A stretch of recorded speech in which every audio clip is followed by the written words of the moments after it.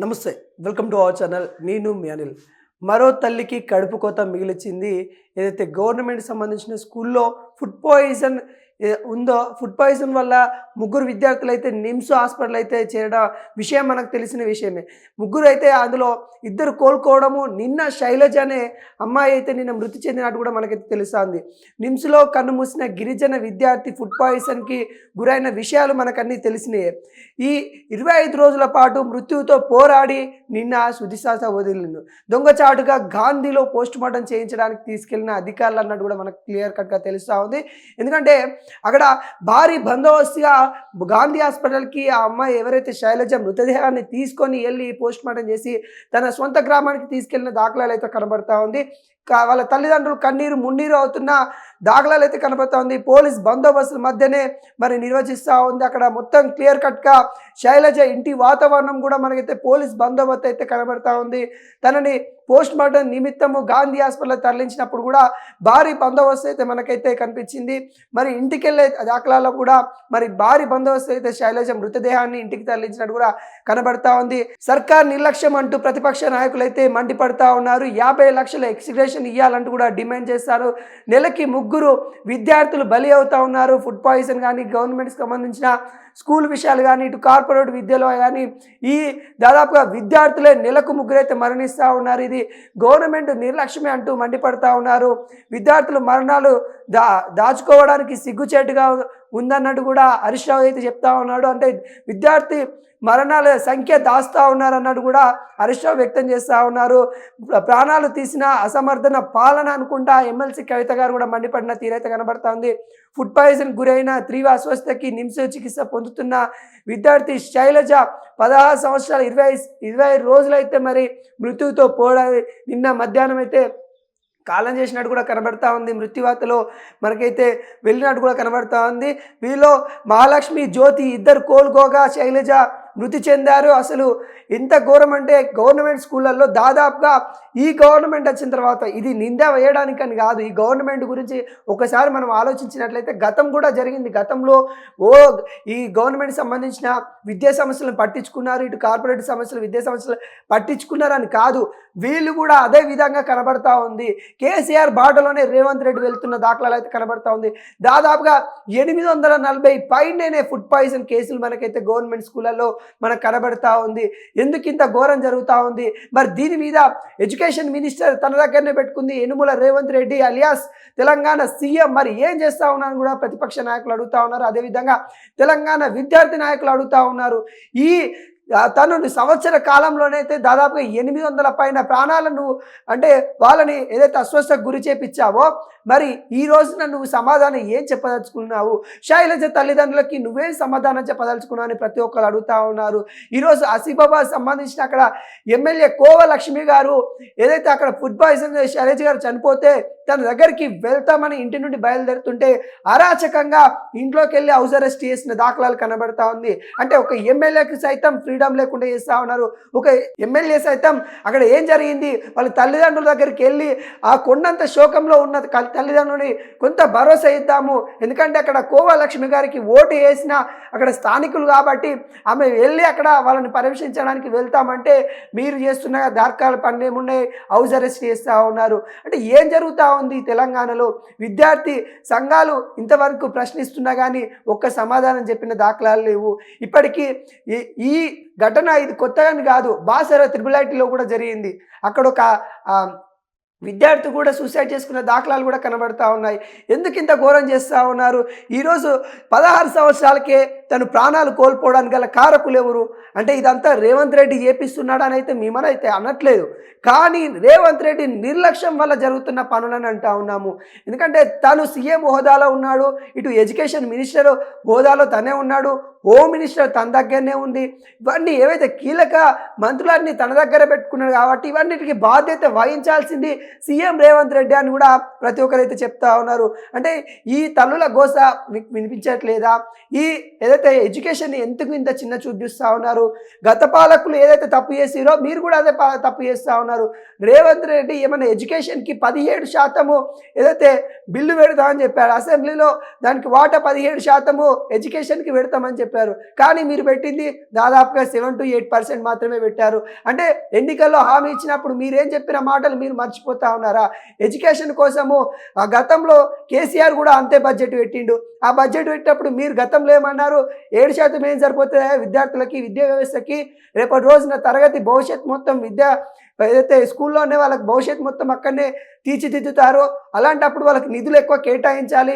వాళ్ళని మనము ఆ రోజు ప్రయోజకులు చేసి వాళ్ళకి స్కిల్ లాంటివి ఇస్తే కనుక మరి రేపటి రోజున వాళ్ళకి బాగుపడతారని కూడా చెప్పిన దాఖలాలు కనబడతా ఉంది. కానీ అధికారం వచ్చిన తర్వాత నువ్వు ఇచ్చిన బడ్జెట్లో కూడా చూసుకున్నట్లయితే తెలంగాణ ఏదైతే విద్యా వ్యవస్థకు కానీ తెలంగాణ యూనివర్సిటీలకు కానీ నువ్వు ఇచ్చిన బడ్జెట్ కూడా కేసీఆర్ని తలపించింది తప్ప వేరే కొత్తగా ఎక్కడ కనిపించలేదని కూడా ఆరోపిస్తూ ఉన్నారు.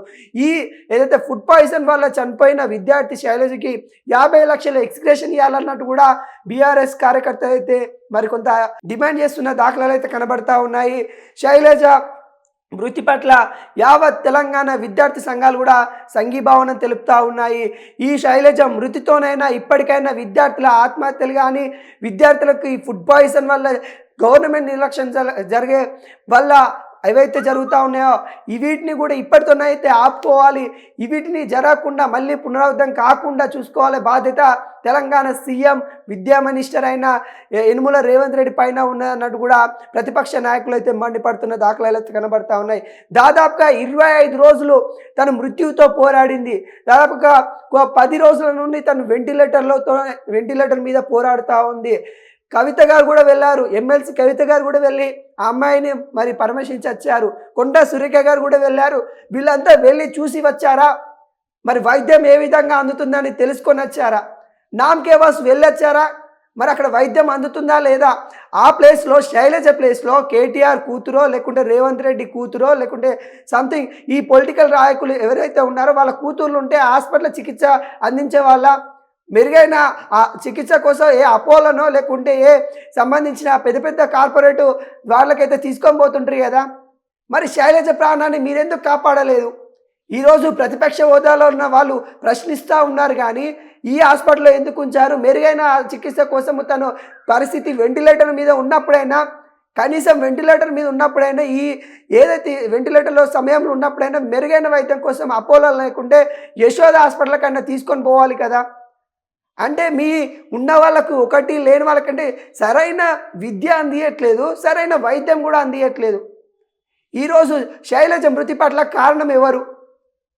గవర్నమెంట్ నడిపిస్తున్న మరి యనుమల రేవంత్ రెడ్డా, ఎడ్యుకేషన్ మినిస్టర్గా ఉన్న యనుమల రేవంత్ రెడ్డా, హోమ్ మినిస్టర్ ఉన్న యనుమల రేవంత్ రెడ్డా? ఎవరు ఈ కారణాలకు ఎవరు? గతంలో కేసీఆర్ కూడా ఈ విధంగానే చేశాడు.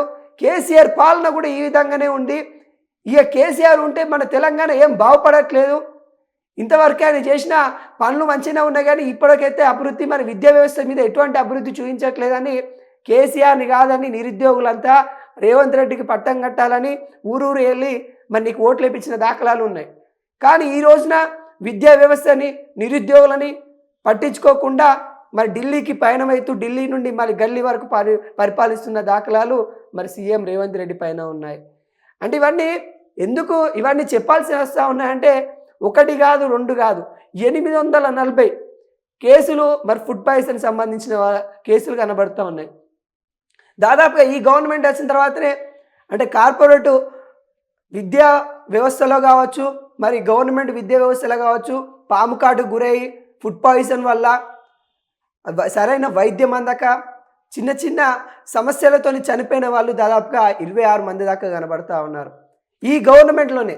అంటే రేవంత్ రెడ్డి సర్కార్ వచ్చిన తర్వాతనే 26 మంది దాకా కనబడుతూ ఉన్నారు. అంటే ఎటువంటి పాలన నడుస్తూ ఉందో ఒకసారి ఆలోచించండి.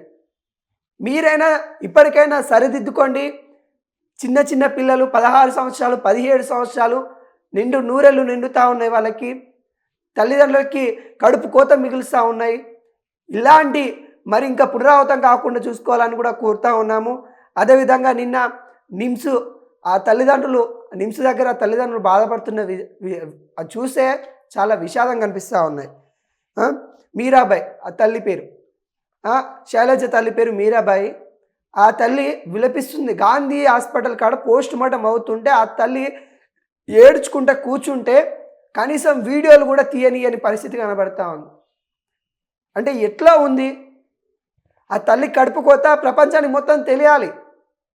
ఎందుకంటే ఇలాంటి తల్లికి సంబంధించిన కడుపు కోత ఇంకొక తల్లికి రావద్దంటే ఆ వీడియో వైరల్ అయితే గవర్నమెంట్ దృష్టికి వెళ్తే కనీసం దాన్ని చూసి అయినా సిగ్గు తెచ్చుకొని అయినా పరిపాలన చక్కగా చేస్తారని అధికారులు ఎవరైతే ఉన్నారో గవర్నమెంట్ స్కూల్కి సంబంధించిన అధికారులు కావచ్చు, ఫుడ్ సంబంధించిన అధికారులు కావచ్చు, ఆ కడుపు కోత వినైనా కానీ సిగ్గు తెచ్చుకుంటారేమో.